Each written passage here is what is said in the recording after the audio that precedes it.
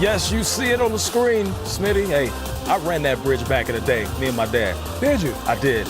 All the way across? All the way across. Man, you go, Ro. Hey, that's the... I drove it all the way across. Long time ago, but right now it's present day. After a split in Boston, we are all tied at 2 games apiece in the NBA Finals. The Golden State Warriors looking to host the Celtics in Game 5. What will be a pivotal Game 5 in that building right there, the Chase Center. Can't wait to see that Monday night. Steph Curry was absolutely amazing, perhaps his best performance in any game he's played in the finals. 43 points along with 10 rebounds, shortest player ever to do that in NBA Finals history, doing this thing in the victory in Game 4. And Jason Tatum was awesome early, however, late, not necessarily his best performance. The Celtics looking to rebound and get back in this series. Can they do it in Game 5? In the meantime, let's take a look back at that epic Game 4.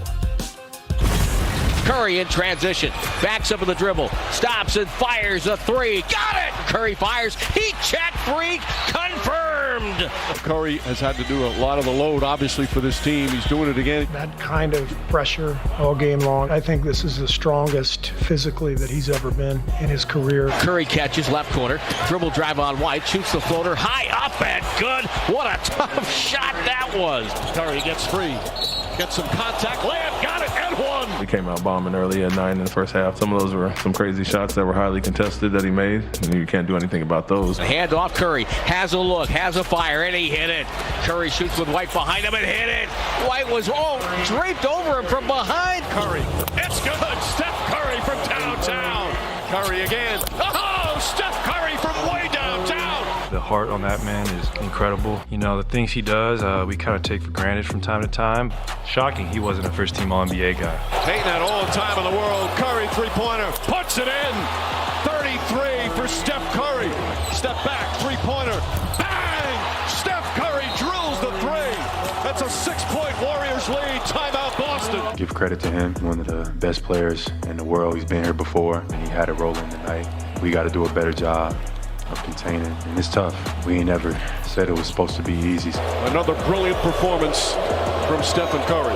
This is, to me, one of the best Warrior wins that I can remember. Unbelievable performance. His ability to make shots, we all understand. These are moments where you need that 40-point game, and Steph Curry delivered tonight. It's crazy because I still feel like we can play just a little bit better, but to win on the road and get home court advantage back, big for this group. And there you see a live shot of what's going on inside of the Chase Center. The Golden State Warriors on the practice court preparing to take on the Boston Celtics in Game 5 Monday night. That game is going to be amazing. We're here to bring you everything. Before you see Steph Curry getting those shots up, we're going to hear from Steph. We're going to hear from all the players from each team as we bring you in right here. Studio B. And NBA fans, what's good? You are now rocking with the best. Ro Parrish right here. It is game time at the finals presented by YouTube TV, along with the playoff performer and NBA champion All-Star Steve Smith. Smitty, that game that Golden State won in the playoffs, that was the first time that Warriors franchise had won in the playoffs in Boston since the 60s. An impressive performance to get them back in this series. And, of course, Steph Curry put on a show that many people enjoyed watching and got the Warriors back into this series. He did, Ro, and the Golden State Warriors, that was somewhat of a must-win. You didn't want to go down 3-1 with 3 games left, and obviously if you're the Boston Celtics, you wanted to win that one. But Steph just plain and simple wouldn't let the Golden State Warriors lose. And we all know about his shooting performances, but he did so much other things on the floor that was just impressive to all of us that watched. The 10 rebounds, the defense, the boxing out. It was all the little things, and I think he just kept bringing that emotion also to lift the Golden State Warriors. And right now you can see Steph. It's like a man on a mission. He's always been like this, but this one seems a little bit extra because of all the injuries and the time they've been away from each other to get back to this period. He was huge in the fourth quarter. We know that he had 14 points in the third, but had that big fourth quarter with 10 points. Steph Curry was absolutely amazing. You talked about that energy, that emotion. He definitely had it and carried it through from the first quarter all the way to the end. He did, and we're going to take a look at some of these plays right here, Ro. Let's start off right here. A little pick and roll, and obviously you see the strength of Steph Curry. Now one-on-one against Robert Williams. Somebody has to come help. This is a difficult shot for most, but that's an easy shot for Steph Curry. Then the gravity of Steph Curry. Watch. as three guys, okay, there's a guy named Klay Thompson. You can't leave him. But because of Steph Curry's ability to draw so many people, he gets a wide open look for Klay Thompson. Mind you, this is in the fourth quarter. Gets it to Draymond Green. Draymond gets it over to Looney. But everybody is free to have a running free range because of Steph Curry. Now, usually guys just throw it over the top, and he'll go one-on-one. But youngsters move without the basketball. Derek White, excellent job. Great contest. Steph still knocked it down. You look at what he did in that fourth quarter. 10 points, also had 4 rebounds and assists, and probably had about 2 or 3 hockey assists. The next for me is to show this graphic row. I would love to see how many of these shots are contested, because contested shots are not easy. Steph made it look easy. He was 14 for 26, 7 for 14. I bet out of his 26 shots, at least 21 was contested. You can make the argument he probably should have had 45. There were a couple of times where maybe he was fouled and could have had a 4-point play. We won't discuss the officiating. That's another conversation for the other day. But the Boston Celtics in crunch time, not necessarily their best work. Now, we know during the regular season, statistically, the C's were the worst team in NBA history, well, in the regular season, when it comes to closing out games. And they reverted to that practice in Game 4 in the fourth quarter. The Celtics meltdown, they talk about it, starting with Derek White. We just kind of got a little stagnant. Everybody just kind of standing around, looking at whoever had the ball and trying. No player movement, no ball movement.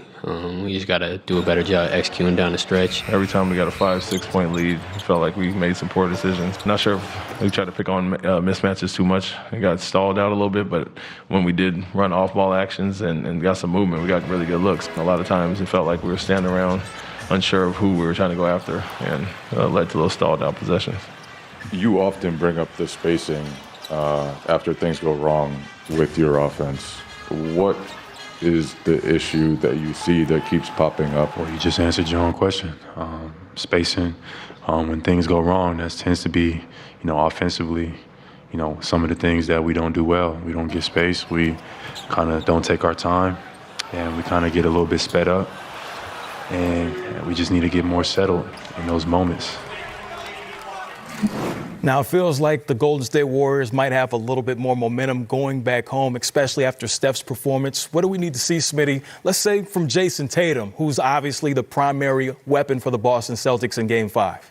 Well, first we start off with Jason Tatum in this series in the second half, only averaging 8.3 points, shooting 26.5 from the field and 21%, from the three-point line. I think the Boston Celtics as a whole have to do a better job. If you look at the numbers in just Game 4, they were 7 for 21 from the field, 4 for 13 from the three-point line. But more importantly for me, they were just 1 for 1 in the fourth quarter. They have to get to the free throw line. And then the stat that really startled me is they were out-rebounded 16-6 in that fourth quarter. And the Golden State Warriors adjusted in the second half. They played much more small ball. And if you're the Boston Celtics with Robert Williams, Al Horford, who have great size, and then Tatum 6'9", Jaylen Brown 6'6", 6'7", then Marcus Smart and Derek White, those are the guards, those are guys who are playing, you must out-rebound and do the dirty work in the paint versus the Golden State Warriors. Indeed, the Golden State Warriors were plus 13 in that game. And by the way, Steph Curry is averaging more points per game than Jason Tatum's shooting average. So the numbers are better. That's not necessarily good if you're a Celtics fan.